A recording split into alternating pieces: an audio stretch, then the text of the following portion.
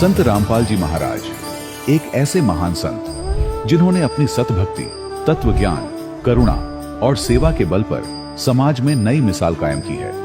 संत रामपाल जी महाराज की अगुवाई में उनके सभी सतलोक आश्रमों से समाज कल्याण के अद्भुत कार्यों ने समाज को सुनहरे भविष्य की एक नई उम्मीद दिखाई है। संत रामपाल जी महाराज से नाम दीक्षा लेने के बाद लाखों लोगों की लाइलाज बीमारियां जैसे कैंसर, एड्स आदि ठीक हुई। संत जी के ज्ञान से प्रेरित होकर उनके अनुयायियों ने लाखों यूनिट रक्तदान किया। संत जी ने लाखों बहन बेटियों का दहेज मुक्त विवाह करवाया।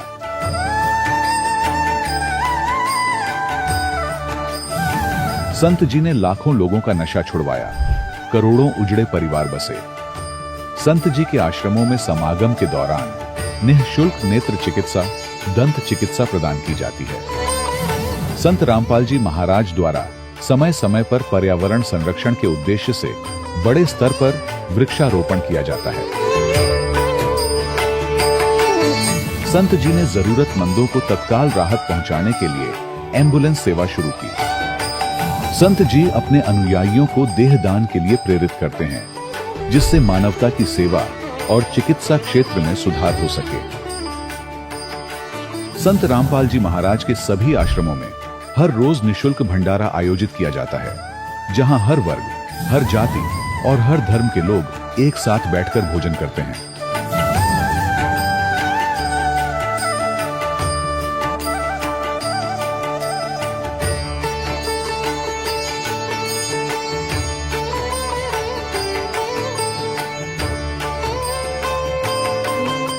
संत रामपाल जी महाराज की अन्नपूर्णा मुहिम ने गरीब और बेसहारा लोगों के जीवन में एक नई ऊर्जा और उम्मीद को जन्म दिया है। घर घर खाद्य सामग्री और जरूरी मदद पहुंचाकर संत रामपाल जी महाराज ने लोगों को दुख और मजबूरी से लड़ने की ताकत प्रदान की है।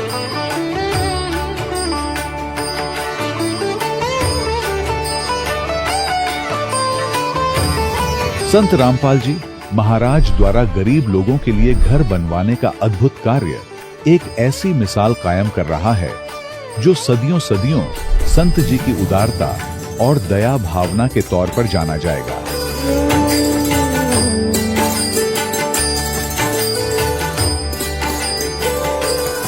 संत रामपाल जी महाराज के आश्रम में हजारों बुजुर्गों को सम्मान और प्यार के साथ जीवन जीने का अवसर मिलता है। उनके खाने, रहने और स्वास्थ्य की पूरी जिम्मेदारी संत रामपाल जी महाराज उठाते हैं। अनाथ बच्चों के लिए संत रामपाल जी महाराज के सभी आश्रम किसी वरदान से कम नहीं। यहाँ उन्हें शिक्षा, संस्कार और भविष्य के लिए बेहतर अवसर प्रदान किए जाते हैं। चाहे बाढ़ हो, भूकंप या महामारी, संत रामपाल जी महाराज और उनके अनुयायी हमेशा ही जरूरतमंदों के लिए सबसे आगे खड़े रहते हैं। कोविड महामारी के दौरान संत रामपाल जी महाराज के आश्रमों से करोड़ों लोगों के लिए भोजन, दवाइयां और जीवन रक्षक सामग्रियां उपलब्ध कराई गई। चाहे गरीब की मदद हो या किसी शोषित और पीड़ित वर्ग के हक और सम्मान की लड़ाई, संत रामपाल जी महाराज ने हमेशा ही उनकी दबी आवाज को सरकारों तक पहुंचाया है और उन्हें उचित न्याय दिलवाने में अहम भूमिका अदा की है। समाज में आध्यात्मिक और सामाजिक मूल्यों के प्रति जागरूकता लाने में संत रामपाल जी महाराज हर कदम पर मानवता के सच्चे सेवक साबित हुए हैं। संत रामपाल जी महाराज का जीवन हमें सिखाता है कि सच्ची सेवा वही है जो निस्वार्थ भाव से की जाए। आइए हम भी इस महान सेवा के कार्य में इस महान संत से जुड़ें और संत रामपाल जी महाराज से नाम दीक्षा लेकर अपने जीवन को धन्य बनाएं।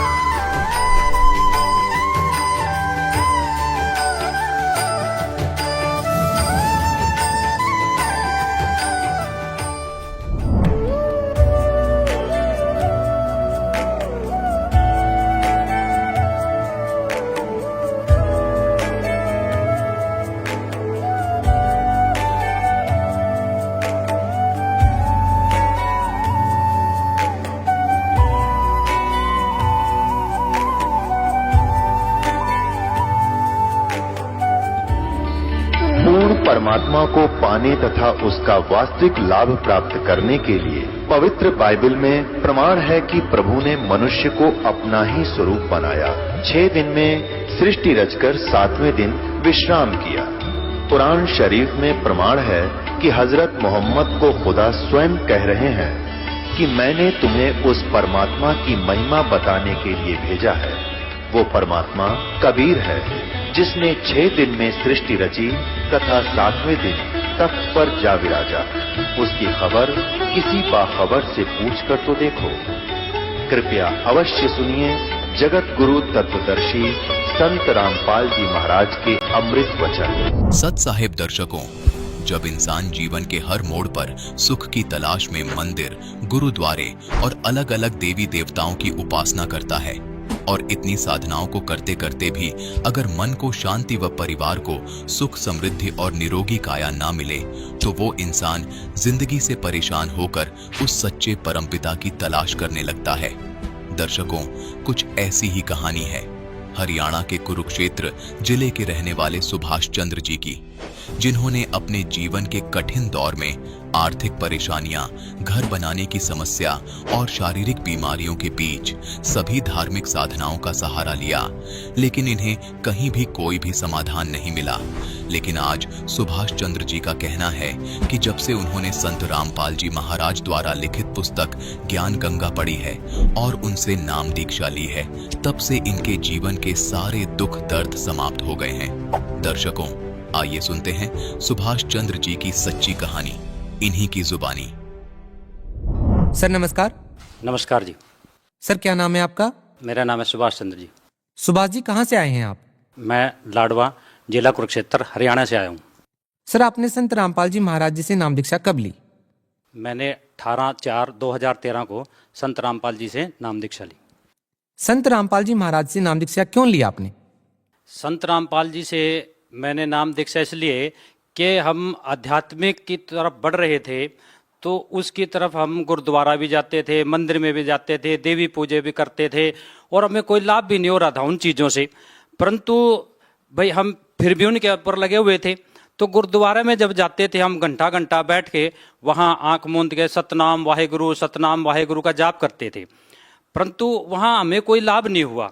और एक बारी मैं ऐसे ही पोंटा साहिब गया था गुरुद्वारे में, जब ये यहाँ पर दान दीप करने के लिए जाते हैं, गुरु नानक जी का वह जन्मदिन होता है, तो उस पे गए थे। तो वहाँ मुझे एक ज्ञान गंगा नाम की पुस्तक मिली और मैंने वो ज्ञान गंगा पुस्तक पढ़ी और उसमें फिर मुझे पता चला कि भी संत रामपाल जी का ये ज्ञान है। उससे फिर मैंने संत रामपाल जी से नाम दीक्षा ली। सर संत रामपाल जी महाराज जी से नाम दीक्षा लेने के बाद आपको क्या क्या लाभ मिले? संत रामपाल जी से नाम दीक्षा लेने के बाद मुझे सबसे बड़ा लाभ कि मेरे घर जो था वो एक हिस्सा खुला था और दूसरा पड़ोसियों ने ऊपर मकान बना लिया और उनमें ना बड़ी बड़ी खिड़कियां रख दी मेरी तरफ। और वहाँ पड़ोसी जो थे उनके नौकर वो मेरी तरफ, मेरे घर की तरफ झांकते थे और खड़े होते थे, मैं उनको कुछ कह भी नहीं सकता था। और समाज में भी ऐसी स्थिति बना दी थी मेरी कि भाई जैसे द्रौपदी की वहाँ सभा के अंदर हैं, कौरवों की सभा के अंदर वो हालत मेरी हो गई थी। तो इस वजह से मैंने गुरु जी से फिर प्रार्थना की, तो गुरु जी ने भाई कहा भी परमात्मा दया करेंगे।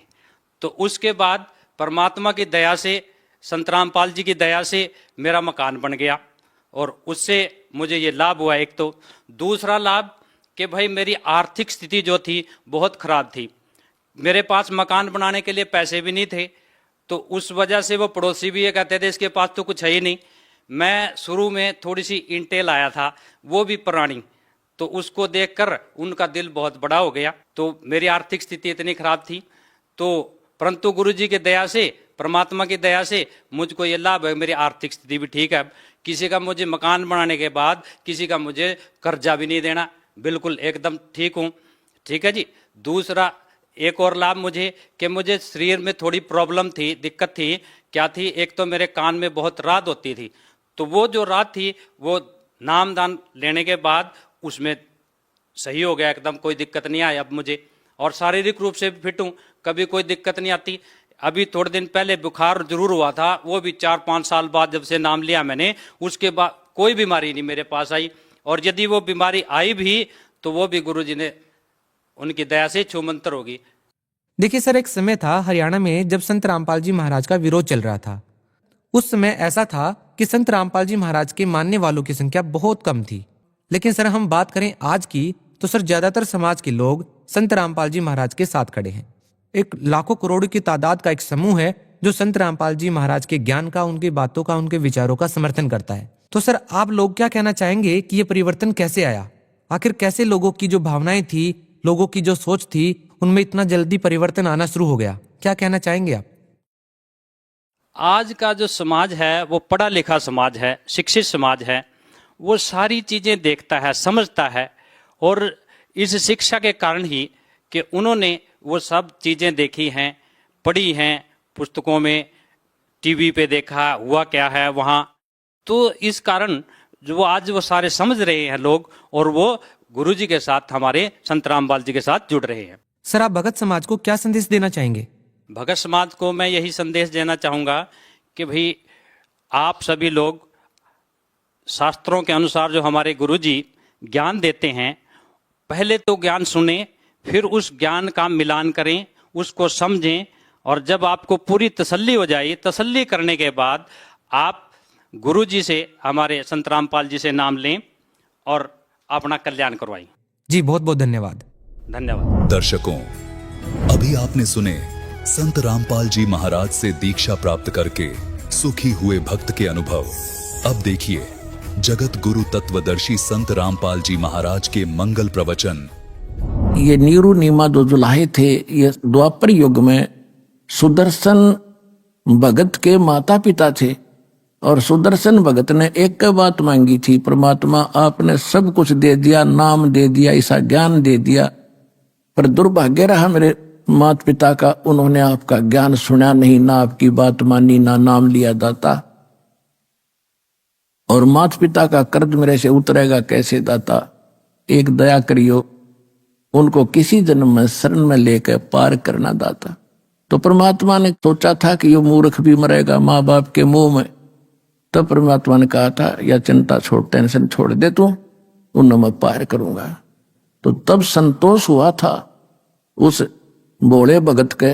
परमात्मा ने पता था यो भी जागा नरक में, जो आज इसको आश्वासन नहीं दूंगा। सुदर्शन जी को यह पता था कि परमात्मा ने जो कह दिया वो फाइनल है। तब वो निश्चिंत होकर सतलोक गया था। नौ भी रह जाता ये नीरो नीमा वही आत्माएं थी। तो इनके लिए मालिक ने देखो कहाँ जंगल में आके विश्राम किया एक कमल के फूल पर, और फिर जुलाहों में झोपड़ी में।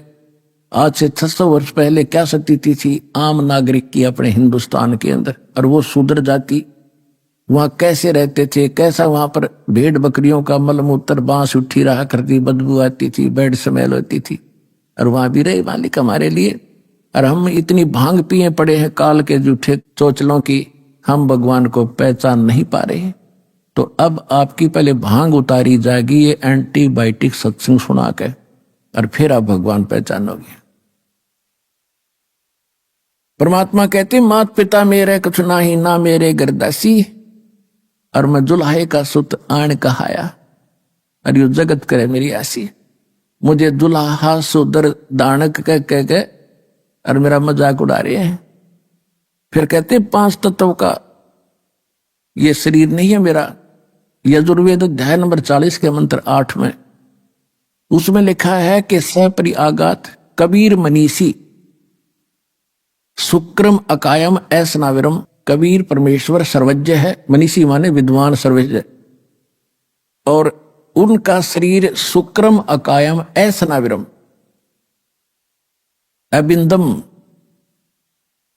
उसका शरीर जो मालिक का है वो स्नायु वाला नहीं है, और माता पिता से बनी हुई काया नहीं है। शरीर से शुक्र से बनी हुई काया नहीं है, माता पिता के शुक्र से रज बीरज से बनी हुई उसकी काया नहीं है। अब इन अनाड़ी ऋषियों ने 40वें अध्याय के 8वें श्लोक को कैसे गलत डिफाइन कर दिया, शुक्रम अकायम, कि वो अकायम है। और शुक्रम क्यों कहा फिर उसने? सुक्रम शब्द किस लिए लगा दिया? कायम शब्द पर्याप्त था, फिर क्यों असनाविरम? माने उसके नर्वस सिस्टम नहीं है, स्नायु नहीं है। असनाविरम शुक्रम अकायम, शुक्र से बनी हुई काया नहीं है और उसमें नाड़ी तंत्र नहीं है। वो स्वयंभू है, प्रिभू है, सबसे पहला परमात्मा है। सप्रियागात, सबसे पहला देहधारी वही है। सप्रियागात यानी सबसे पहला देहधारी वही परमात्मा है। और उसका शरीर कैसा है? वो शुक्रम अकायम सनाविरम, वो माता पिता के शुक्र से बना हुआ उसका शरीर नहीं है, नाड़ी तंत्र उसके अंदर नहीं, लेकिन है साकार, वो स्वयंभू है, उसका कोई जनक नहीं है। तो यहां बताते हैं 5 तत्वों का धड़ना मेरे में जानो ज्ञान अपारा, पर सत्स्वरूपी नाम साहिब का ओ ही नाम हमारा। यानी असली नाम परमात्मा का कबीर साहब है, और वो कहते वो ही नाम है मेरा असली नाम, ये समझ लो। और कहते अदर द्वीप गगन गुफा में तानिज वस्तु सारा, और तेरा ये ज्योत स्वरूपी काल निरंजन ब्रह्म, ये भी धरता है ध्यान हमारा, ये भी मेरा ध्यान करता है, और वहां से फिर मैं इसको टुकड़ा देता हूं। इसका 21 ब्रह्मांड चल रहा है।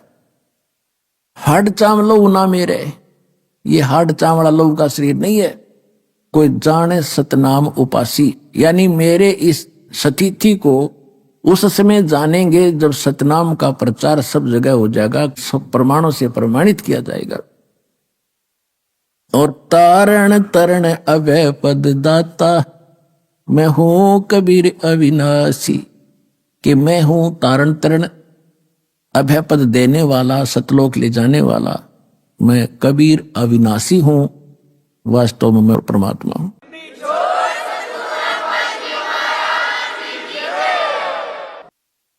अब परमात्मा के कलयुग के अंदर प्राकट्य के विषय में जानकारी देंगे। पहले थोड़ी भूमिका बनाते हैं कि नीरू और नीमा, जिनको परमात्मा लहर तारा तालाब काशी नगर यानी बनारस में मिले थे तालाब में, वो कौन थे ये आपको पहले बता भी दिया। ये द्वापर युग के अंदर भगत सुदर्शन जी के माता पिता थे। इन्होंने उस समय परमात्मा के ज्ञान को स्वीकार नहीं किया था, ना नाम लिया था। सुदर्शन जी की प्रार्थना स्वीकार करके भगवान ने कहा था बेटा तू जा। और मालिक भी कहते हैं सोशल छिद्र मैं करूं अपने जन के काज, जो जन मेरी शरण है ताका हूं मैं दास, और गेल के लाग्या फिरूं जब तक धरती आकाश। और कहते भक्ति बीज होए जो हंसा, तारों तास के को तरवंसा। जो भक्ति मेरे ज्ञान को स्वीकार करके इस भक्ति के बीज को स्थापित कर लेगा, उसकी 101 पीढ़ी को पार करूंगा, यह भगवान का वचन है।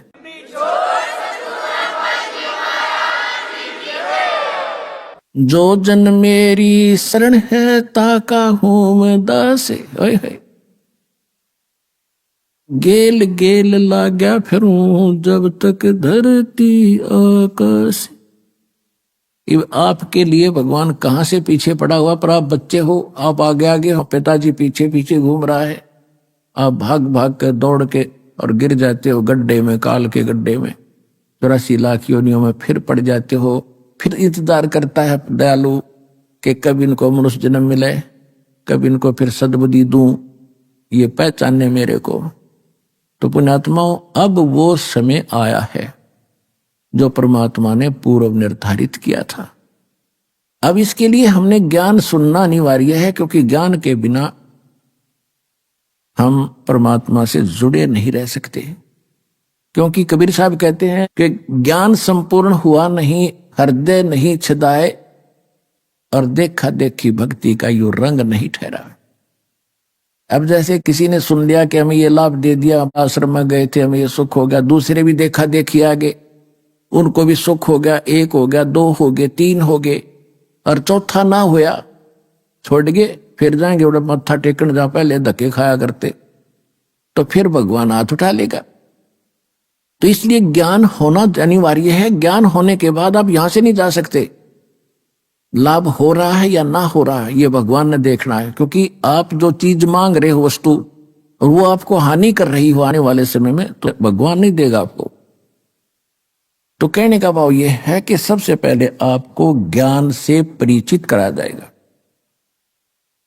और ज्ञान से परिचित होने के बाद फिर आपकी स्थिति कैसी हो जाएगी बंदी छोड़ दयाल जी, तुम तक हमारी दौड़े, जैसे काग जहाज का फिर सूजत और न ठोरे। जैसे पुराने समय में समुद्री जहाज के अंदर, क्योंकि लंबा समय होता था, खाना खोना उसी में बनाते हैं, खाते हैं, और उस पे कौवे बैठकर चल पड़ते थे कि ये खाना खाएंगे, टुकड़े डालेंगे, हम भी खाएंगे। वो खा रहे होते हैं तो उनके बैठकर चल पड़ते हैं, और रात भी ऊपर से उतर जाती है, कौवा ऊपर बैठा होता है। तो जहाज के जो चालक होते थे उनका जो दिशा निर्देशक होता था, एक वो इंस्ट्रूमेंट होता था नॉर्थ साउथ बताने वाला, उसको लेकर चलते थे, उसी आधार से अपनी दिशा निर्धारित करके वो चलते रहते थे। तो रात्रि के समय कई बार क्या होता था, कोई समुद्र में चुंबकीय चट्टानों के कारण दिशा निर्देशक जो होता था वो अपनी दिशा बदल जाता था, और अपने उस दिशा निर्देशक को जांच करने के लिए उनके पास एक फार्मूला था देसी, कि कौवे के अंदर परमात्मा ने एक ऐसा गुण दे रखा है कि वो बेशक रात ऊपर तो चली गई, लेकिन वो अंदर ही अंदर ये दृष्टि रखता है कि मैंने यहां से खतरा होगा तो मैंने वापस भागना है वहीं पर जहां से मैं चला हूं। तो वो दिशा याद रखता, वो भूलता नहीं। ऐसा कंप्यूटराइज कर रखा है भगवान ने इस कौवे को।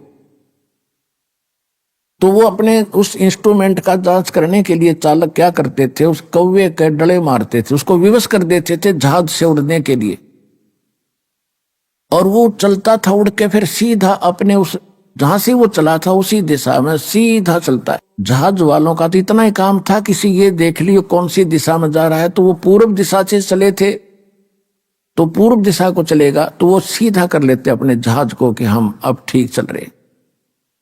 और जब कौवा 100-200 फुट 400 फुट उड़ता है, उसको कहीं और ठिकाना दिखाई नहीं देता उस जहाज के अतिरिक्त।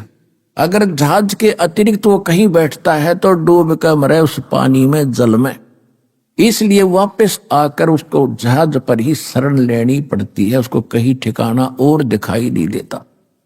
तो इसी प्रकार जब आपको कंप्लीट ज्ञान हो जाएगा इस कबीर भगवान का, आपकी स्थिति ऐसी हो जाएगी कि सतलोक आश्रम बरवाला के अतिरिक्त इस पृथ्वी पर कितने बचाव का स्थान नहीं है, इस काल के बहुजल में डूबन का ही है।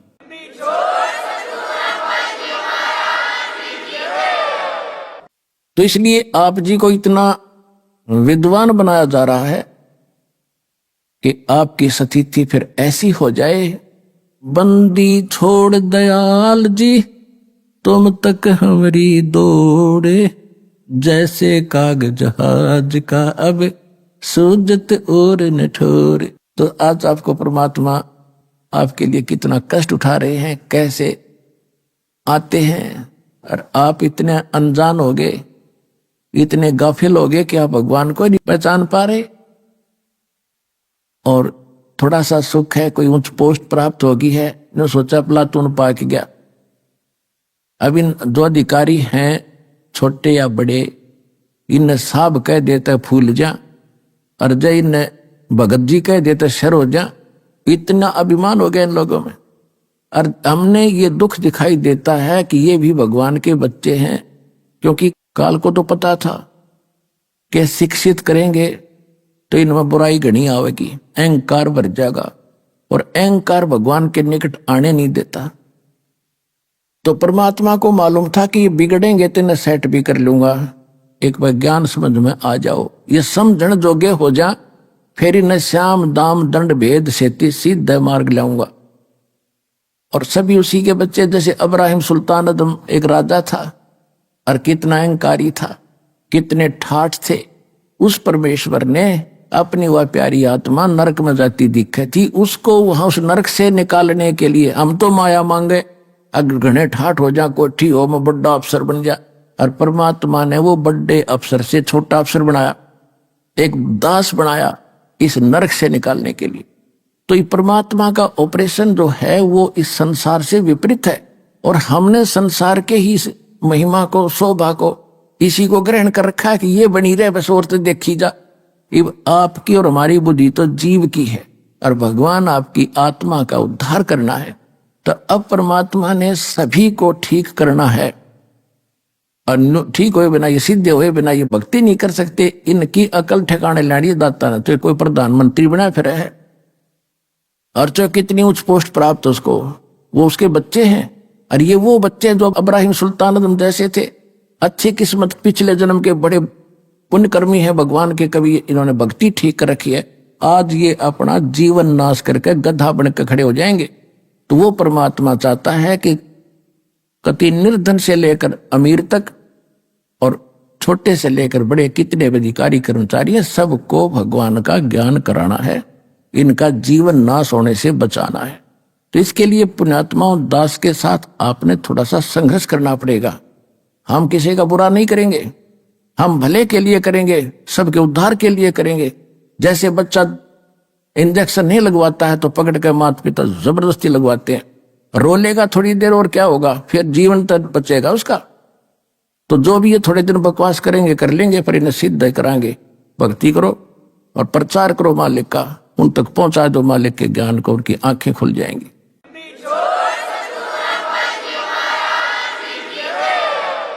परमात्मा इसीलिए आते हैं। ये नीरू नीमा उसी जन्म में गौरी शंकर और सरस्वती नाम के ब्राह्मण ब्राह्मणी थे।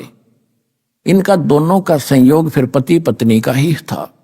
गौरी शंकर पुरुष का नाम था। ये बहुत अच्छा नेक व्यक्ति था, अच्छा ब्राह्मण था, किसी को गुमराह नहीं करता था, ना ये श्राद्ध श्रूद्ध के चक्कर में ये नहीं पड़ता था। केवल शिव भगवान की कथा करके जनता को ज्ञान समझाता था, भगवान की महिमा बताता था जैसा इसको पता था। और उससे जो भी दक्षिणा आती थी उससे अपना निर्वाह करता था, और फिर भी कोई पैसा बच जाता था तो भंडारा करता था, धर्म में लगाता था। ऐसा नेक ब्राह्मण था और इसकी महिमा घनी हो गई थी। बाकी तो रोजी रोटी वाले ब्राह्मण थे, तेरे ये करड़ाई आ गई है, तेरे ऊपर ये संकट है, इतने पैसे धर दे, इतने दान कर दे, फलाना कर दे, ये अटपट करणीय थे। तो उनकी महिमा कम होती जा रही थी और गौरी शंकर की यजमानों की संख्या बढ़ती जा रही थी। और पहले ये हमारे ब्राह्मण लोग शिक्षा इसीलिए ग्रहण करते थे कि हम ज्यादा इनकम कर सकेंगे।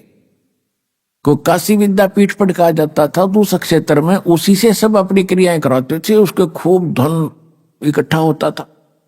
जैसे आज शिक्षा का क्या उद्देश्य है, चाहे कोई डॉक्टर बनता हो, चाहे कोई इंजीनियर बनता है, और कोई किसी प्रकार की भी जो करता है, चाहे कोई वकालत करता है, तो वो न्यू सोचा घनी माया कमाऊंगा, और कौन से ट्रेनिंग में कौन सी कोर्स करने से घनी माया मिलेगी।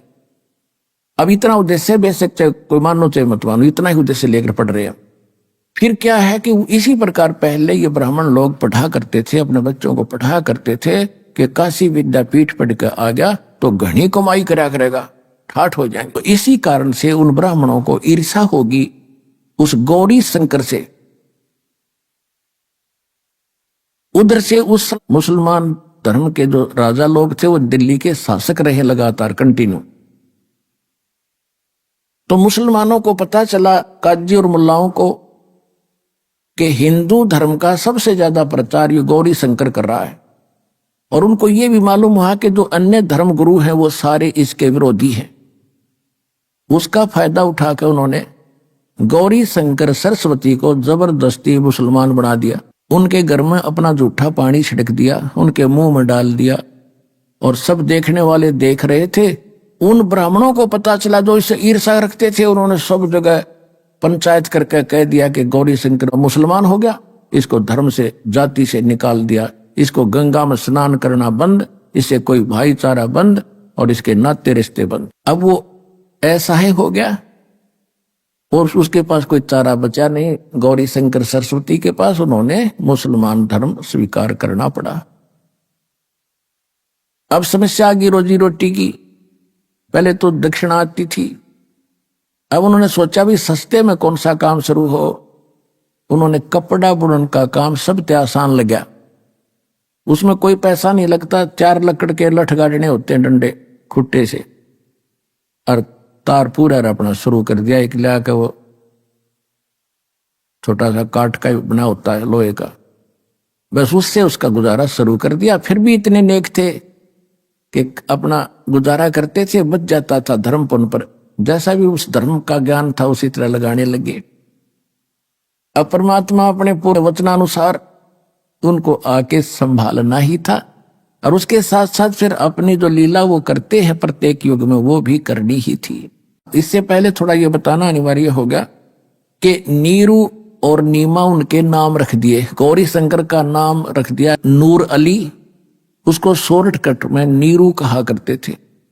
और सरस्वती का नाम रख दिया नियामत, तो उसको कहने लगे नीमा। तो नीरू नीमा का गंगा घाट पर स्नान करना बंद कर दिया हिंदुओं ने, धर्म गुरुओं ने। तो उन्होंने सोचा कि कोई ऐसा स्थान खोजें जहां गंगा का ही जल बाहर आ रहा हो।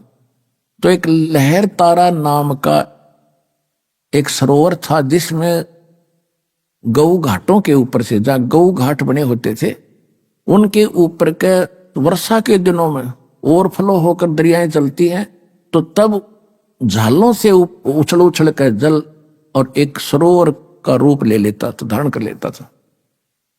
फिर वो सारा वर्ष बड़ा निर्मल जल रहता है, क्योंकि गंगा के जल में एक विशेषता है, वो खराब नहीं होता, बहुत स्वच्छ और निर्मल जल, उसमें कमल के फूल उगाए होते हैं।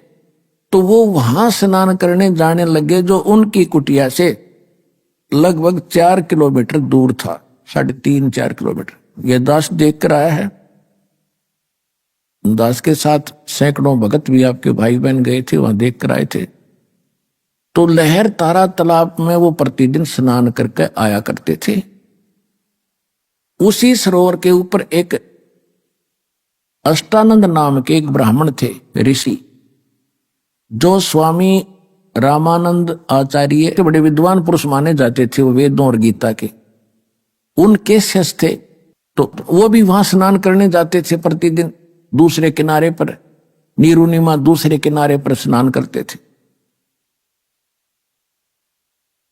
और अष्टानंद जी स्नान करके प्रतिदिन वहां अपने गुरु जी द्वारा प्राप्त भक्ति विधि का कुछ अभ्यास किया करते थे, ध्यान आदि लगाने की चेष्टा वहां करते थे। क्योंकि वहां सुंदर सुबह सुबह शांत वातावरण, और गर्मियों का मौसम था, जून का महीना, शीतल हवा सुबह सुबह चल रही थी, बहुत अच्छा वातावरण वहां जंगल का होता है। वहां नहा के धो के अपना बछा के चद्दर, और वहां बैठ के अपनी साधना प्रतिदिन किया करता था।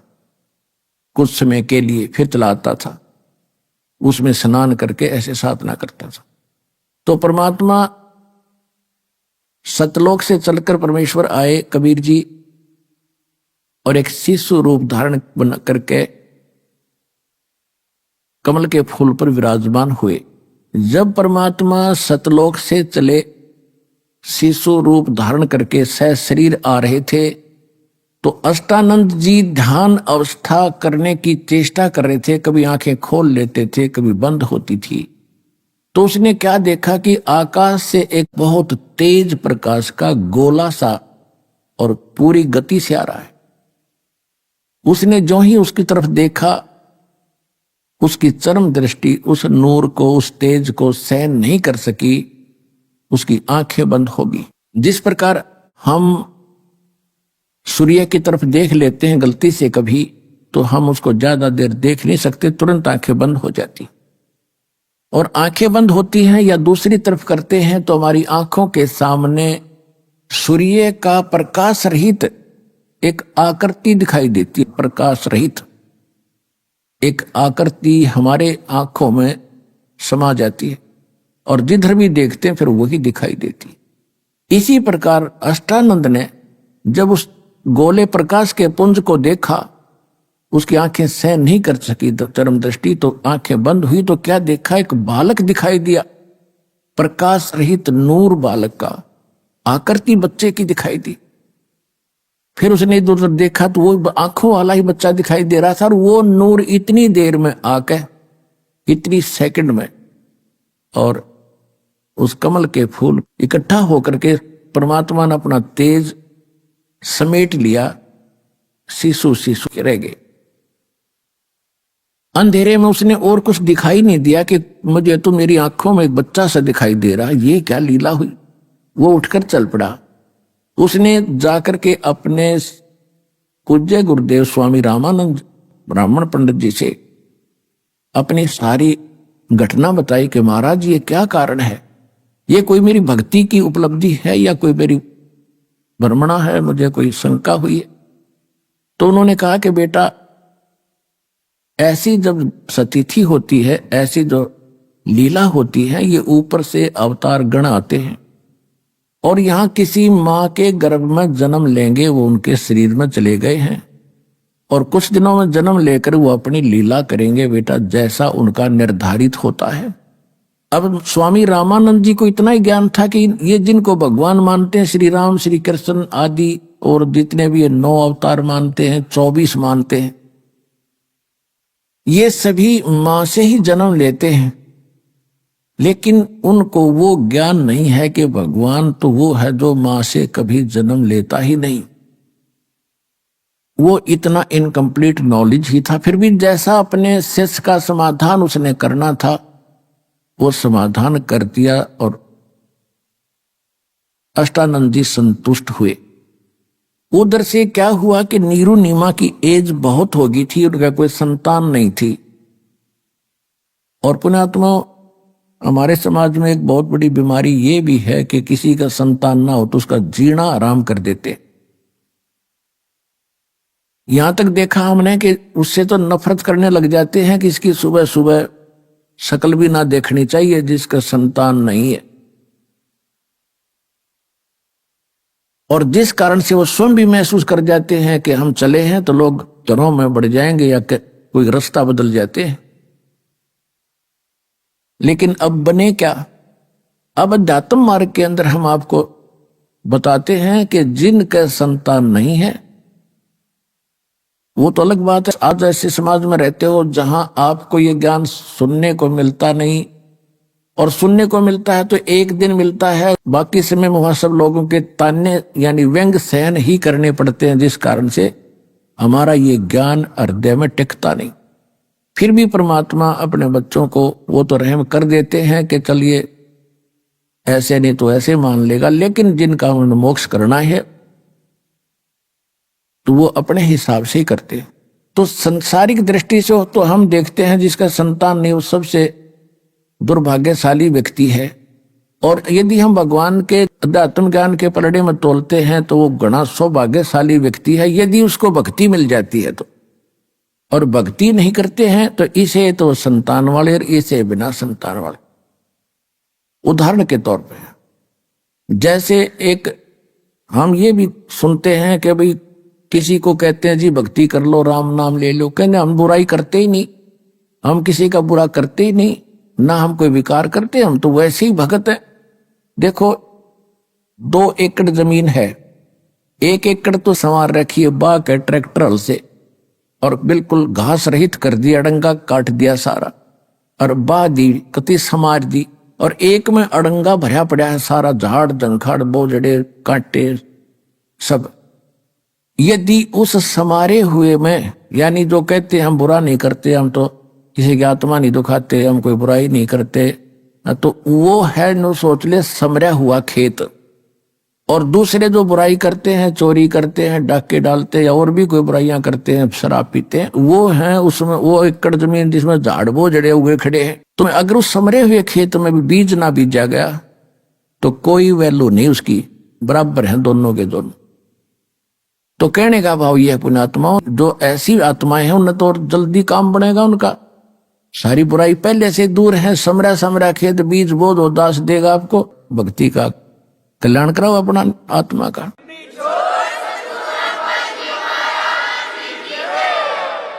तो इस प्रकार नीरू नीमा सुबह सुबह स्नान करने जाया करते थे। उस दिन पहले दिन ऐसी कोई रिश्तेदार आ गई दूर निकट की, जिसने नीमा का इंजेक्शन ला दिए पहले दिन। बताइए भगवान एक जातक तो देना ही था, एक बालक हो जाता था क्या, तेरा भी समाज में सिर हो जाता, साझा हो जाता। बता बच्चे बिना कैसे जीवन जियोगे, बुढ़ापे में कौन तुम्हारी उंगली पकड़ेगा। तो ऐसे इंजेक्शन वो समाज के लग गए। वह तो चली गई इंजेक्शन लाके, और नीमा सारी रात करवट बदलती रही। नींद नहीं आई है भगवान, बच्चा बिना क्या होगा, संसार में कैसे जिया जाएगा। नीरू ने उठाया कि चलो स्नान करने चलते हैं। वो चल पड़ी। रास्ते में रो रही है, बुरी तरह बिलख रही है कि हे भगवान, क्या तेरे घर में, क्योंकि उस समय भी वो शंकर भगवान को हृदय से उतार नहीं सके थे।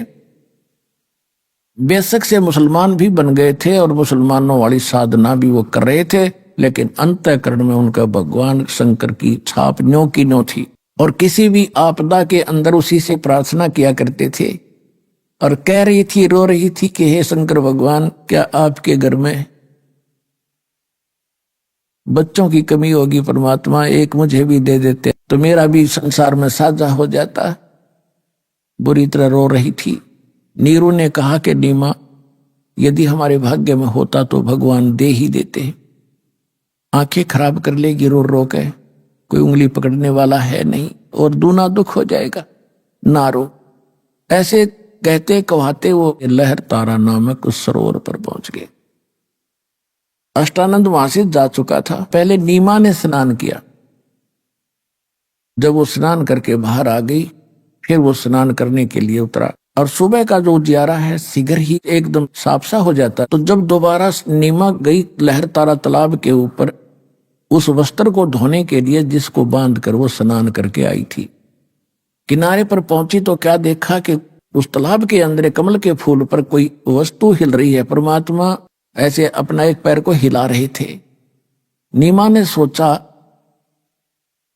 कि कोई सर्प ना हो, मेरे पति को ना डस ले। उसने और गौर से देखा, ध्यान से देखने से पता चला है तो बालक है। तो उसने अपने पति से कहा, जी देखियो देखियो, देखो बच्चा डूबेगा, बच्चा कमल के फूल पर जल में। अब नीरू नहा रहा था ऐसे ऐसे करके, गोते लगा रहा था। वो कह रहा कि नीमा तो कति मेंटल होगी, तेरा दिमाग चल गया, अब तुझे जल में भी बच्चे दिखाई देने लगे। अभी आपने सुने संत रामपाल जी महाराज के मंगल प्रवचन। आइए अब सुनते हैं संत रामपाल जी महाराज से नाम दीक्षा लेकर सतभक्ति करके अद्भुत लाभ प्राप्त करने वाले अनुयायी के विचार।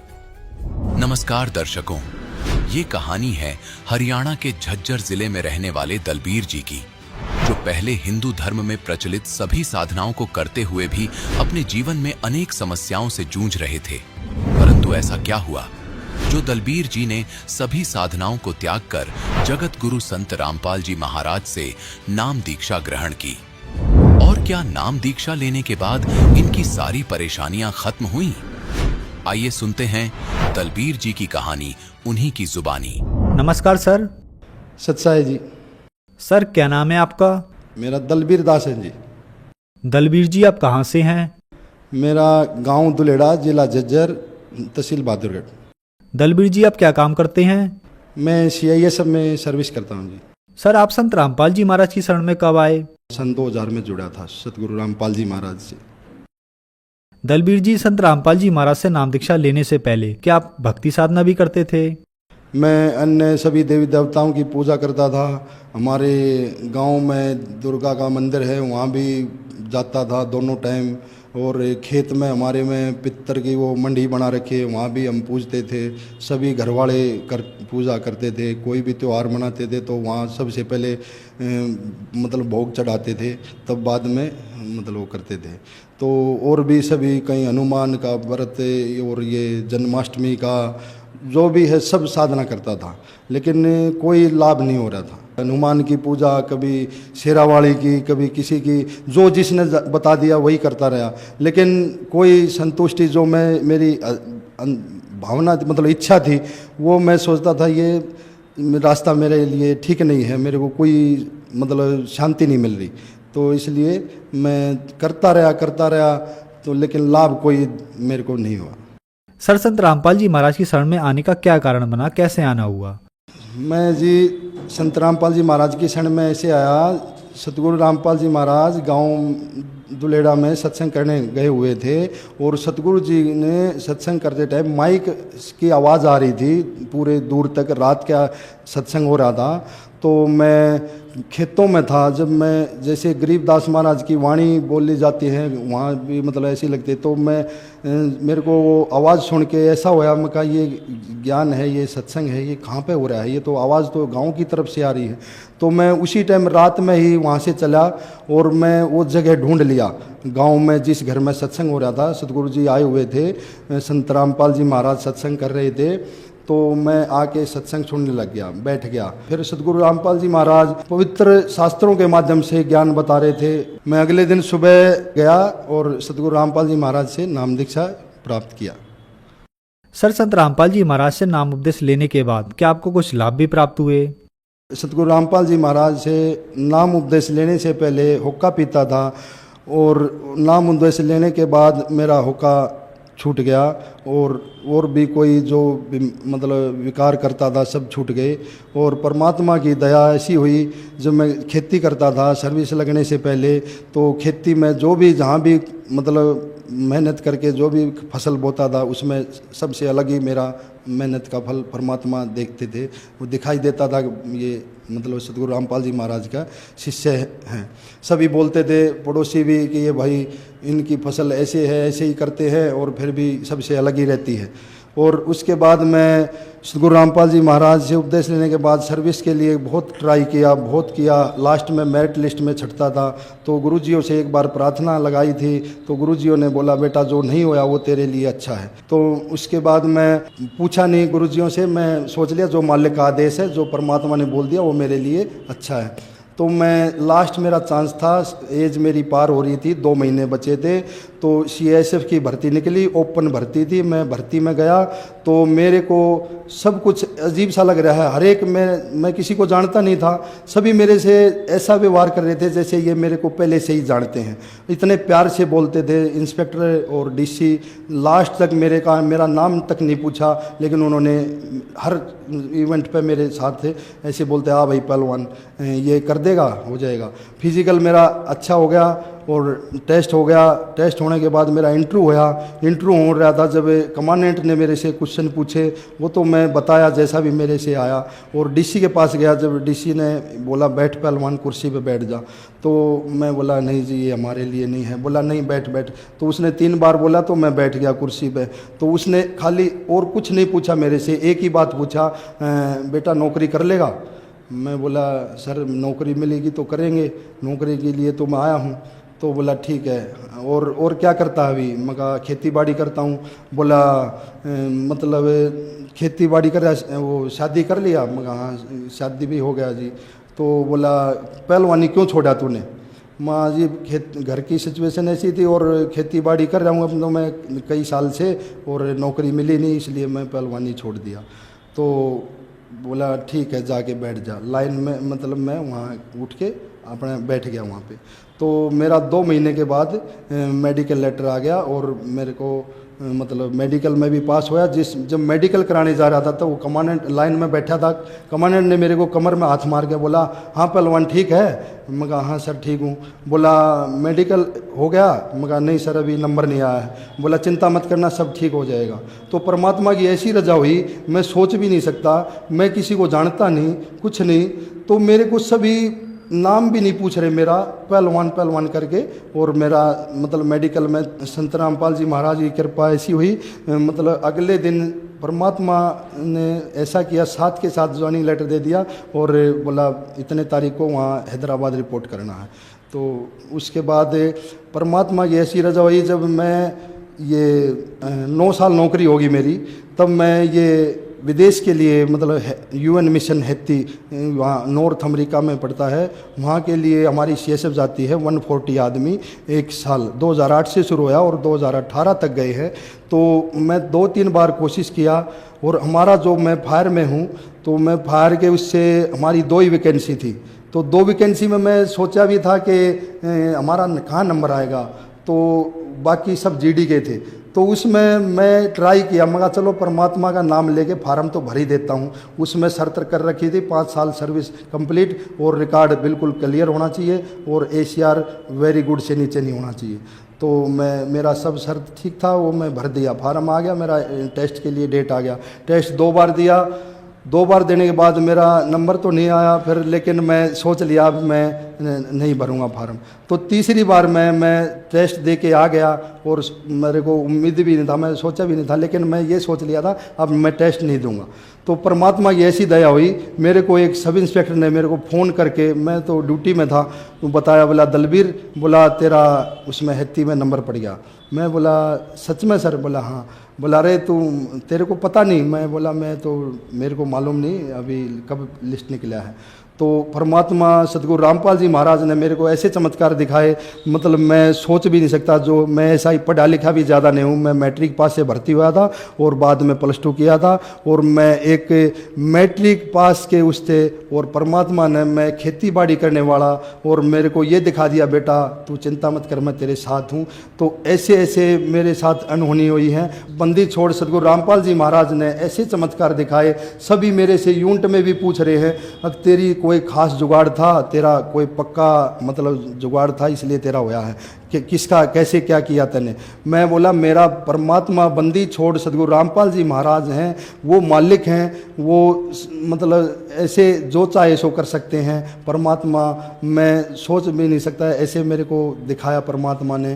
तो फिर सभी बोल गए भाई ऐसा तो मानना पड़ेगा, अब तो हम तो ऐसे मतलब अब तक तो ऐसे ही मान रहे थे तेरे गुरुजी को, लेकिन वाकई में तेरे गुरुजी जब हम तेरा ऐसे इसमें हो गया, अच्छे से अच्छे जो यूनिट से 10-12 लड़के गए थे उनका किसी का नहीं होया। और वैसे वहाँ तो 4-5 दिन चला था वो टेस्ट, उसमें पता नहीं कितने हज़ारों में लड़के आ रहे थे। तो उसमें हमारी 2 वैकेंसी में, और मेरा परमात्मा बंदी छोड़ सदगुरु रामपाल जी महाराज ने उसमें भी नंबर गिरा। और 2017 में मैं मार्च में गया और अप्रैल 2018 में वापस आया। 1 साल में विदेश के लिए भी मेरा परमात्मा बंदी छोड़ सदगुरु रामपाल जी महाराज की कृपा से वो भी मैं ड्यूटी करके आया बाहर। एक बार मैं कर्नाटक में पोस्टिंग थी मेरी, और मेरी कमर में इतना पेन हो रहा था, मैं बर्दाश्त नहीं हो रहा था, और मैं 1-2 बार दवाई ले लिया, लेकिन उससे थोड़ा आराम हो रहा है, अगले दिन फिर वैसे ही दर्द हो रहा है। तो मैं हॉस्पिटल गया, जाने के बाद उन्होंने बोला आपको MRI कराना पड़ेगा, अब तब देखेंगे। तो उन्होंने बोला आज ही करा के ले आओ, कल डॉक्टर आ रहा है बेंगलोर से, वो देख लेगा आपकी रिपोर्ट। तो मैं MRI करा के आया, शाम तक उनको रिपोर्ट ला के वापस डॉक्टर को दिखाया। तो डॉक्टर बोला कि आपका ऑपरेशन होगा पक्का, और जितना जल्दी होगा उतना जल्दी करा ले, नहीं तो इसमें आपको पैरालिसिस हो सकता है। तो मैं बोला सर वैसे नहीं हो सकता? बोला नहीं वैसे नहीं होगा। बोला आपकी अगर इच्छा है तो कल बड़ा डॉक्टर आ रहे हैं 2, एक बेंगलोर से आ रहा है, एक हैदराबाद से आ रहा है, उनको दिखा ले, अगर वो बोल देंगे वैसे मेडिसिन लेने से हो जाएगा तो हमको कोई दिक्कत नहीं। तो उसमें मैं अगले दिन टोकन लेके, नंबर आया मेरा 2 बजे, और सुबह मैं 9 बजे लाइन में लग गया था। तो उन्होंने देखा मेरा, जाते ही नाम पुकारा, बोला दलबीर, आप दलबीर? मैं हाँ सर दलबीर मेरा नाम है। बोला आपका तो बहुत मतलब क्रिटिकली केस है, इसमें ऑपरेशन के बगैर आप ठीक नहीं हो सकते। मैं बोला सर ऑपरेशन तो, कमर का ऑपरेशन बहुत ख़तरनाक है, मैं कैसे क्या करूँगा, मैं ड्राइवर हूँ, मैं गाड़ी कैसे चलाऊँगा? तो बोला ये तो कुछ नहीं, अब तो करा ले, नहीं तो जितना लेट होगा तेरे को मतलब पैरालिसिस होगा पक्का, तेरी रीढ़ की हड्डी में 1.5 इंच का गैप है। तो आपकी रिपोर्ट बता रही, हम नहीं बता रहे। तो मैं बोला सर ठीक है। मैं कहा कैसे, कितना क्या खर्चा आएगा इसमें? बोला 1 लाख रुपया खर्चा आएगा। और बोला आप क्या करते हो? मैं बोला मैं CI में जॉब मतलब सर्विस करता हूँ। बोले ठीक है, आपका 0 बैलेंस, मतलब खर्चा कोई नहीं होगा, वो CSF की तरफ से, प्लांट की तरफ से होगा। ठीक है सर। तो मैं वो बोला हम आपको वहाँ बेड खाली हो जाएगा तब आपको फ़ोन करेंगे, मेरा फ़ोन नंबर लेंगे। तो 1-1.5 महीने के बाद उन्होंने फ़ोन किया। तो उससे पहले मैं बंदी छोड़ सदगुरु रामपाल जी महाराज से सोच लिया मैं ऐसे ऑपरेशन नहीं कराऊंगा। तो परमात्मा के अरदास लगाई, तो मेरा जैसे अगले दिन मैं पूछा, मतलब अरदास लगाने के बाद भक्तों ने बताया कि कल पता कर लेना। तो मैं अगले दिन फ़ोन करके पूछा वहीं से ड्यूटी से, तो भक्तों ने बताया बंदी छोड़ सदगुरु रामपाल जी महाराज का आदेश है कि बेटा परमात्मा दया करेंगे और सब ठीक हो जाएगा, ऑपरेशन नहीं कराना। तो जैसे मेरे साथ इतना मेरा बुरा हाल हो रहा था कि मैं एक बैठ के खड़ा होने में भी मेरे को दिक्कत हो रही थी। रात में पैर सीधे नहीं होते थे मेरा, और मैं जैसे सुबह ए शिफ्ट जाते टाइम मेरे को जैसे फ्रेश होने के लिए बैठता था लैट्रिन, तो मैं दीवार पकड़ के खड़ा होता था, इतना मेरे को था। तो जैसे अरदास लगाई परमात्मा बंदी छोड़ श्री गुरु रामपाल जी महाराज ने मेरी ऐसी पुकार सुनी, तो अगले दिन मैं सुबह जैसे उठा मतलब फ्रेश होके, तो मैं एकदम झटके से उठा। तो मैं सोचा कहीं मेरे साथ कोई वैसा तो नहीं हो रहा है, तो मैं फिर दोबारा बैठा, फिर उठा, फिर दूसरी बार बैठा, तीसरी बार फिर उठा। तो मेरे को ऐसा लगा जैसे मेरे ये दर्द कभी था ही नहीं। बंदी छोड़ सदगुरु रामपाल जी महाराज ने मेरे साथ ऐसी दया करी कि मैं क्या बताऊं, मतलब मालिक ने मेरे इतने दुख दूर किए। और मालिक ने असली मेन है कि मैं जो जिस चीज़ के लिए भटक रहा था, मैं हर जगह भटकता था, सभी से पूछता था भाई ये मनुष्य जन्म मिला है, ये मतलब इस मनुष्य शरीर में ही भक्ति जो हम करनी चाहिए, हमको कैसे पता चलेगा हम सही दिशा में जा रहे हैं, हम ये भक्ति जो कर रहे हैं, जो साधना कर रहे हैं वो ठीक है या गलत है, हमको कैसे पता चले। जब तक हमको ये नहीं मतलब संतुष्टि नहीं होगी कि भाई हमारा रास्ता सही है और हम सही दिशा में जा रहे हैं, हमको कैसे संतुष्टि मिलेगी। तो बंदी छोड़ श्री गुरु रामपाल जी महाराज की ऐसी दया हुई कि सन 2000 में उपदेश लेने के बाद जो सत्य ज्ञान था, अमृत ज्ञान था, पवित्र शास्त्रों के माध्यम से ज्ञान था, उसमें मैं 3 सत्संग सुने। मैं भी इस तरह नीच आत्मा था, मैं फर्स्ट बार सेकंड बार तो मतलब ऐसे ही सुन के वापस उठ के आ गया, और तीसरी बार बंदी छोड़ श्री गुरु रामपाल जी महाराज की कृपा हुई, और जब मैंने उपदेश लिया और मेरे साथ ऐसे ऐसे चमत्कार हुए। छोटे मोटे तो लाभ इतने हुए हैं कि हम मतलब क्या बताएं, परमात्मा ने हर कदम पे मेरे साथ इतने चमत्कार दिखाए हैं। मेरे शरीर में कोई भी हरकत होती, कोई भी बीमारी आती, बुखार आ गया या छोटा मोटा कुछ हो गया, तो मैं एक बार बंदी छोड़ श्री गुरु रामपाल जी महाराज को नाम लेते ही मतलब याद करते ही मैं तुरंत मैं ठीक हो जाता था। और ऐसे मालिक ने मेरे को ऊपर इतनी रजा की है, पर बंदी छोड़ श्री गुरु रामपाल जी महाराज ने इतनी रजा की है, मालिक ने मतलब मेरा का जीवन सफल हो गया कि बंदी छोड़ श्री गुरु रामपाल जी महाराज की शरण में आने के बाद मेरे को समझो इस मनुष्य जन्म का मतलब असली जो लाभ मिलना था वो मालिक बंदी छोड़ श्री गुरु रामपाल जी महाराज के चरणों में आने के बाद मिला। सर, जो दर्शक आज आपको टीवी पर देख रहे हैं, आप उनको क्या संदेश देना चाहेंगे?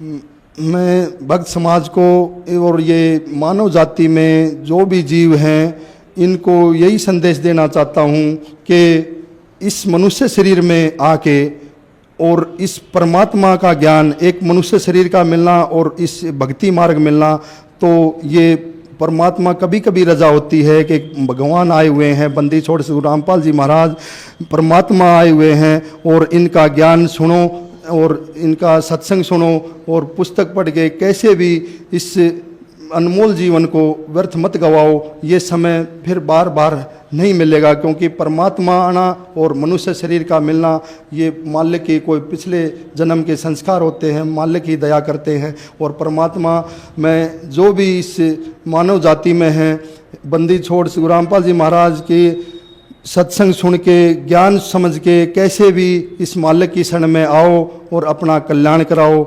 ये नहीं तो मनुष्य जन्म व्यर्थ गंवाने से ऐसे ही पशु की तरह जीने के जाना पड़ेगा। सर, संत रामपाल जी महाराज से नाम उपदेश कैसे ले सकते हैं? बंदी छोड़ श्री गुरु रामपाल जी महाराज से नाम उपदेश लेने के लिए जैसे हमारे टीवी चैनल हैं और सभी टीवी चैनलों पर नीचे एक पट्टी चलती है, उसमें सभी जगह के हर स्टेट डिस्ट्रिक्ट के नंबर हैं, जहाँ भी हमारा नामदान सेंटर है, और वहाँ से मतलब उनको फ़ोन नंबर लेके और फ़ोन से संपर्क करके जहाँ भी जिस जगह नज़दीक पड़ता है उसी डिस्ट्रिक्ट में जाके उपदेश ले सकते हैं। धन्यवाद सर। सत साही।